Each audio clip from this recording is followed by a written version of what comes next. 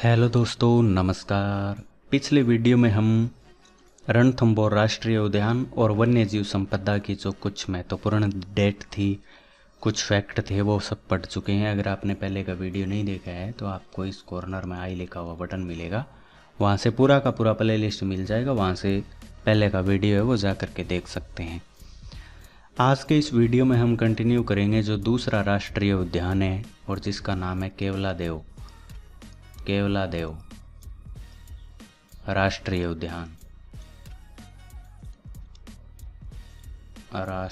उद्यान। इसका क्या है कि एक अन्य नाम है केवलादेव घना पक्षी विहार भी बोलते हैं इसको, ठीक है। केवलादेव घना पक्षी विहार, तो आपको चक्कर में नहीं पड़ना है, ठीक है। ये है कहाँ पर? तो ये भरतपुर में है।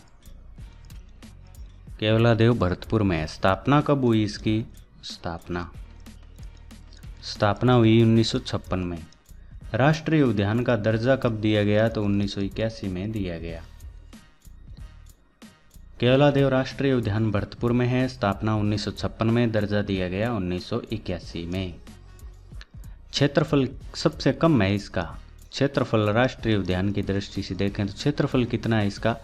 केवल 28 किलोमीटर, 28 किलोमीटर स्क्वायर, बस इतना ही है। अन्य नाम इसका पक्षी अभयारण्य, पक्षियों की सबसे बड़ी शरण स्थली या प्रजनन स्थली है, वो भी मैं आपको बता देता हूँ। अन्य नाम क्या है इसका? अन्य नाम है इसका पक्षी अभयारण्य, पक्षी अभयारण्य। और दूसरा नाम है इसका पक्षियों की सबसे बड़ी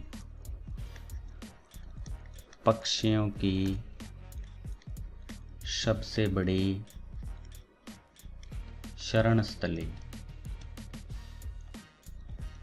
या प्रजनन स्थली, ये इसका अन्य नाम है।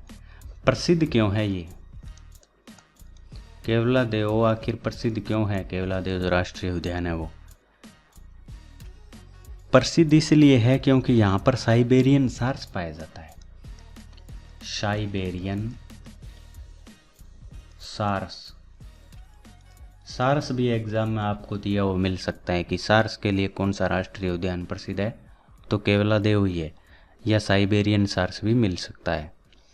केवलादेव है तो इसमें एक मंदिर भी है और उसी का नाम है केवलादेव। एक मंदिर भी है, उसका नाम क्या है? केवलादेव। ये भगवान शिव का मंदिर है। केवलदेव है इसके मंदिर का नाम, वैसे केवलादेव, ठीक है। और ये भगवान शिव का मंदिर है। भगवान शिव का मंदिर है, तो ये भी इससे रिलेटेड महत्वपूर्ण बात है। इसके अलावा एक बांध है इसमें, और वो प्रश्न एग्जाम में आएगा तो ज़्यादातर बच्चों का गलत हो सकता है। इसमें एक अजान बांध है। अजान बांध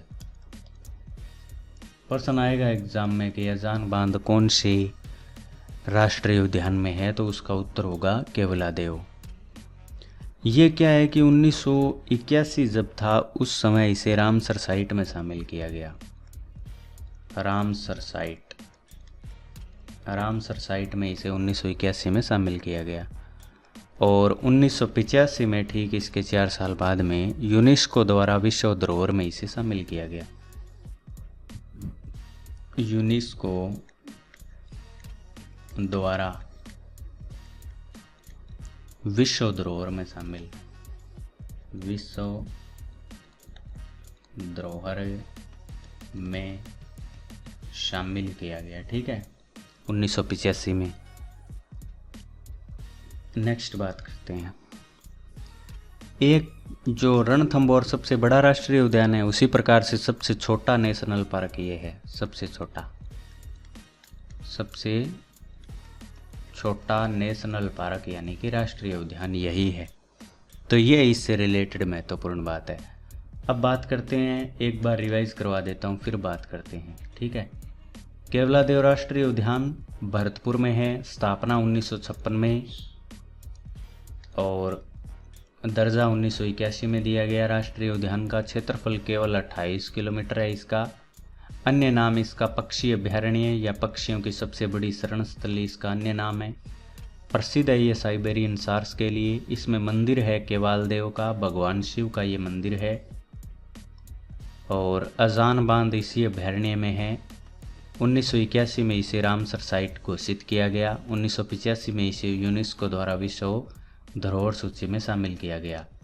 सबसे छोटा नेशनल पार्क ये है, ये बात भी इम्पोर्टेंट है, इसको याद रखना। सबसे बड़ा है रणथंभौर राष्ट्रीय उद्यान और सबसे छोटा है केवलादेव।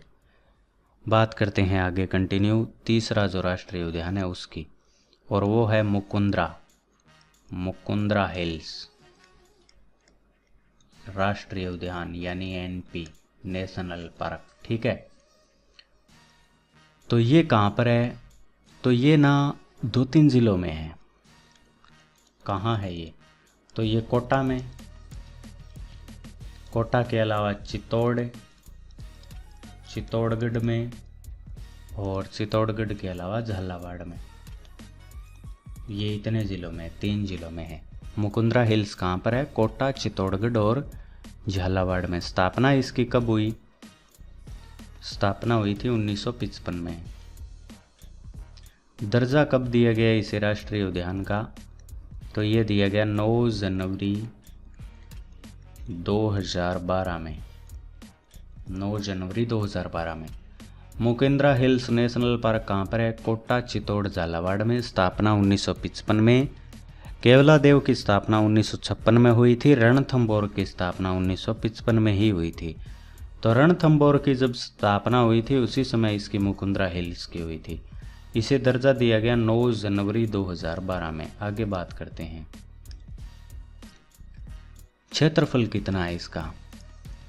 क्षेत्रफल, तो इसका क्षेत्रफल है 199 किलोमीटर स्क्वायर। 199 kilometre square. इसके भी अन्य नाम हैं। अन्य नाम कौन कौन से हैं? एक तो है Rajiv Gandhi national park. Rajiv Gandhi national park 2013 में ये नाम रखा गया। और दूसरा नाम है इसका दर्रा अभयारण्य। दर्रा अभयारण्य, ये भी इसका अन्य नाम है। 199 किलोमीटर इसका क्षेत्रफल है। राजीव गांधी नेशनल पार्क 2013 और दर्रा अभयारण्य इसके अन्य नाम है मुकुंद्रा हिल्स के। ये प्रसिद्ध क्यों है? किसके लिए प्रसिद्ध है ये? तो यहाँ पर मैं आपको बता दूं, जो गागरोनी तोता होता है वो पाया जाता है। गागरोनी तोता, गागरोनी तोता इसमें पाया जाता है।